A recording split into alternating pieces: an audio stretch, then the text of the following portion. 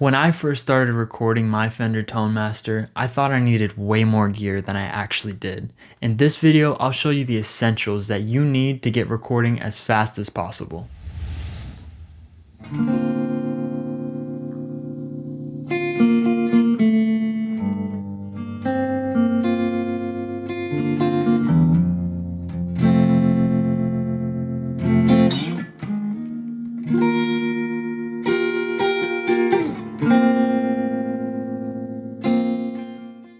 Can you tell I just finished Stranger Things? That sound came from a simple setup, no studio, no overthinking. So before we record, we're gonna need a few things. Obviously our amp. This can be the Deluxe Reverb if you have the ToneMaster Princeton or the ToneMaster Super. Those will work just fine as well. There's a lot of similarities between those guys and this one, so if you have any of those in the lineup, that is completely fine. You'll need an XLR cable to plug in from the back of this amp into your computer. You'll need an instrument cable in your guitar, of course, to play your music on the front end. And you'll need a computer with an audio interface and a DAW of some kind that we can use to record the music onto, and then we can edit and mix and have all that fun afterward. You'll also want a good pair of headphones, and most of them end with a headphone jack like this one, but you can also buy like one of these cables, like 1/4 inch cables from Amazon, and then you can use that to plug in to your audio interface. Alternatively, you could also just use studio monitors that you see here and plug those into your audio interface. So let's get into the back. Okay, so on the back of the amp, the right side, we're gonna see a couple things I just want to point out. Over here we have the off 1 and 2. These are your cab sims, so you can mic up different simulated mics on here to make it sound like you have a mic in the front of the amp, and that it's all mic'd up, and it gives a different tone depending on what you choose. So off is going to be a clean signal. Whatever's coming through here is just going straight into your DAW, and you can do all the tweaking you want. You also have the classic Shure SM57 as the number 1 option. That's right there. And that's a little more punchy, industry classic. If you make music and record, you probably know about that one. And then you have your ribbon mic. It's going to be the Royer R121, and that one is a much smoother EQ, where the SM57 is punchier. The ribbon mic will be a little bit smoother and toned down on the highs, a little bit more darker sounding, but you can play around with those and see what suits you best. Then we have, this is just the input or gain rather, so you can turn it up if the signal's coming out too quiet, turn it down if it's too much. Then of course we have our XLR out right here, which is where we plug in our female XLR. And lastly, we'll have the ground and lift. I prefer to keep it in ground most of the time. Usually that works fine. If you encounter some kind of buzzing when you plug this into your audio interface, you can try the lift setting and maybe that'll fix it for you. Now we can head over to plugging into the DAW and getting that whole process started. Okay, so I just grabbed my XLR cable. So it should go in with a click. It does. And now we can head on to our other side and plug in the male adapter. Okay, so now we plugged it into our amp. Now on the other end, you should see the male adapter. That'll go right into your audio interface. So you can find these guys online. They're around $50 to $100 used. This guy's a classic. It's the Focusrite Scarlett. Very reliable. This guy has 2 inputs. I can plug it in either one. Plug it in, and just like that, we're ready to open up our DAW. So I'm gonna come over here to my Studio One and get that going. Okay, so I'm in my DAW now. All I'm doing is just opening up a new file, creating a nice name for it, and I'm setting it up. I'm using Studio One. You can use whatever you like. Logic, Ableton, there's FL Studios, whatever DAW or software you want to use. go right ahead and use it. That doesn't matter. This will work. Generally, the general ideas will work for your DAW. Now we have to figure out how we're going to open up a track.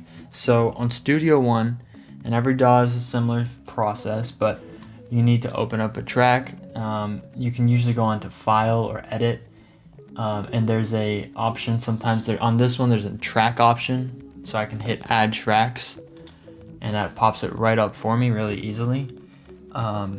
And I'm gonna select the audio because this is gonna be an audio signal going into my computer. I'm gonna name it, let's go with guitar, sure, that's fine.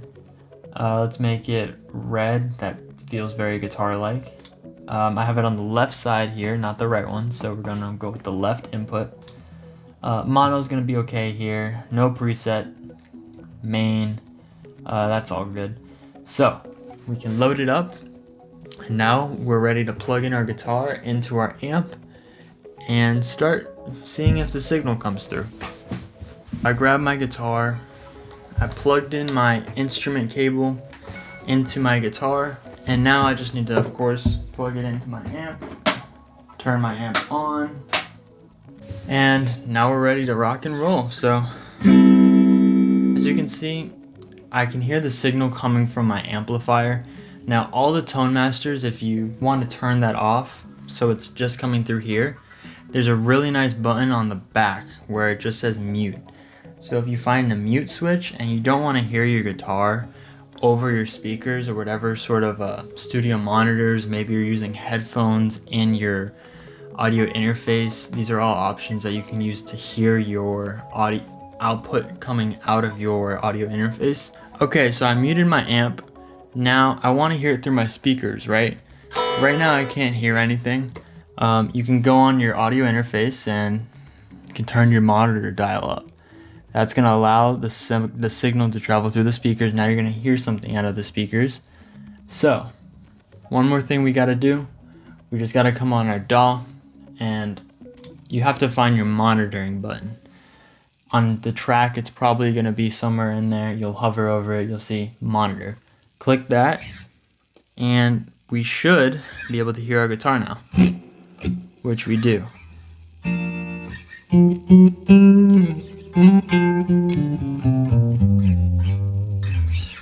Alright, great. So I want to show you guys how to record and then how to put a little bit of extra pizzazz on it if we want to add some effects, that sort of thing. If we want to record, there's going to be usually a priming button on whatever DAW you're using. On here, it's right up in the top left. We hit that once and we just prime the track to record. Sometimes it's going to be in the mixing track and we're ready to record. So let's say I came up with a song idea. I want to put something down on the track. All I have to do is hit this big circle right in the middle and we are recording. So if I play something,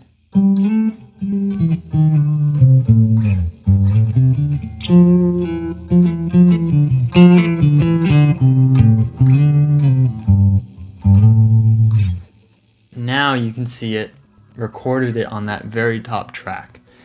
So if I wanted to now, I have that recording, I can play it back. We talked earlier about the different mic presets. So here, if you wanted to change your tone in the most simple way, you could just take the back of your amp, or even the front, if you want to change some of your settings. Go ahead, change some of your vibrato. You could even come to the back and put it on Shure SM57. Let's give that a listen real quick.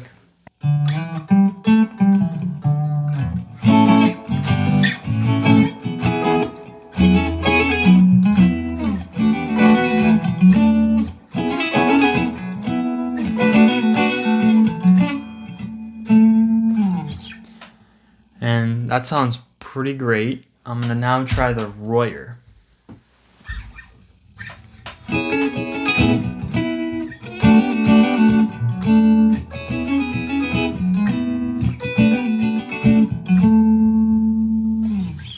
If I'm doing some kind of jazzy lick or melody, I might use the Royer. One thing I do notice, at this point in your recording, you have to watch out for clipping. And sometimes your audio can be too loud and it actually causes it to distort, and much like overexposing a picture, you lose some of the quality and the information in it. If we take a look at our audio, we'll see it looks pretty good. We don't see any peaks that are too high, so I would personally be fine with this. But I will show you what happens really quickly if you play a little bit too loud. So I'm gonna turn the gain up on my amp and we'll just record.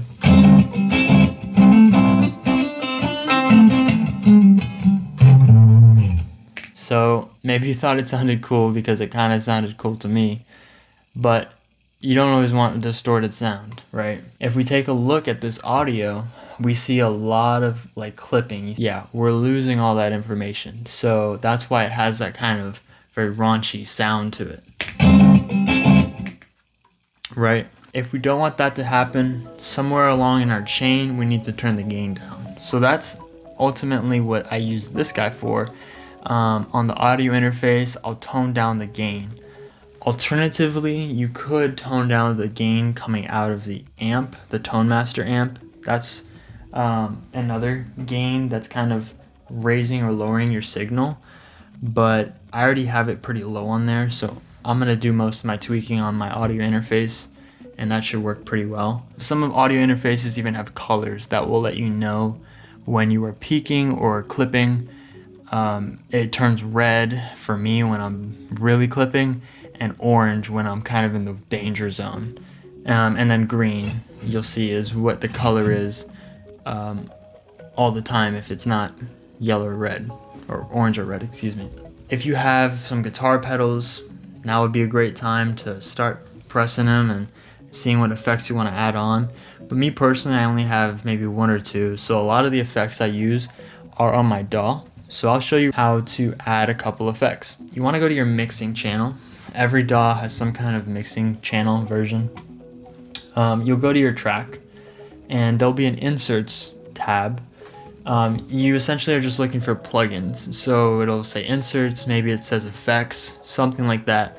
Click on it, you'll see a bunch of plugins. And these are all just little like software that can maybe add reverb, maybe delay, maybe it's a pitching changer. You get the idea. So for this, I'm playing a guitar. I'm gonna look for a guitar bass plugin. So we have either Ampire or pedal board. I'm gonna go with the Ampire. I just like to start out with presets to get an idea of the sound I want. Go something a little bit calmer. Turn that on. You see it has a nice chorusy sound effect to it. You can add some equalizer for a little changes in tone, right? But that's generally the idea. If you want me to go more into this, I can totally make a separate video where I'm going more into plugins. But this video is mainly to show you how to record your ToneMaster, how to play as quickly and easily as possible, because I find the faster you get your ideas onto the DAW, the smoother the whole process goes, the more music you can create, which is the whole point, right? I hope you guys enjoyed this video. This was really my first YouTube video. The first one was just kind of an introduction. So please let me know any tips, any feedback or comments that you guys have in the comments down below. Please like the video if you enjoyed, subscribe. This has been Sleepless 808s. I will see you guys in the next video.